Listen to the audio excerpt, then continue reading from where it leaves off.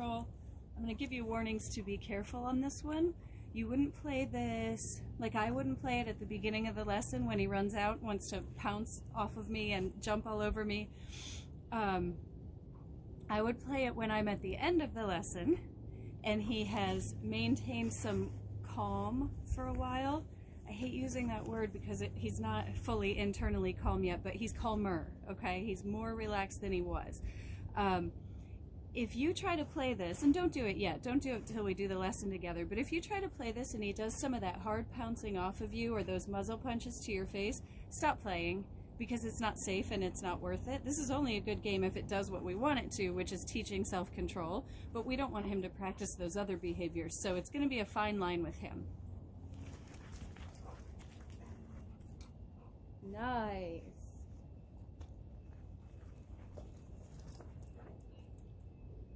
Good job.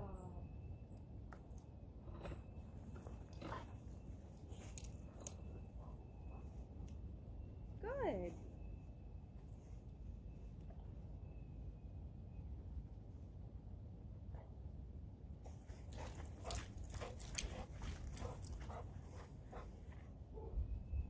Good.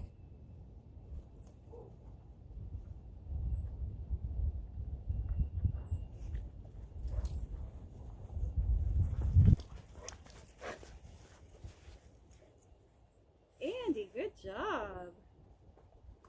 Good.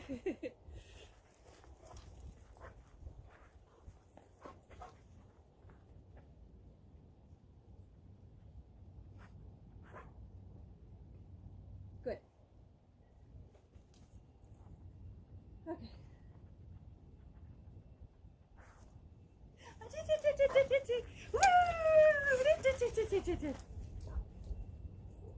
Good job. So we'll end there. I'm throwing the treats on the ground for two reasons. One, he takes it really hard from my hand, and it's fine. I'm used to that, but I don't want him to practice that. It's going to be a good measure of when he's as calm as we want him to be. But second of all, it's that added thing for him of he's got to stop and sniff, and sniffing is calming. And that is the word I mean to use. There have been actual studies that sniffing is calming for dogs. It calms something in their brain. It's what they were born to do, so it makes sense. This is so nice. And then, just so I don't have to send a separate email, I'll just say it on here. I do a lot of just standing still in his lessons, whether I'm taking notes, typing a reminder into my phone, or labeling one of his videos or something. Sometimes I'm petting him, sometimes I'm completely pretending to ignore him, and I just want to see, can he have these moments where he's not being told what to do, where I'm not saying, you know, sit, stay, touch, find it, sit, stay, touch, find it, because we know he's good at that. Again, just a review from what I said in one of the early videos, we want him to make good choices when we're not telling him what to do.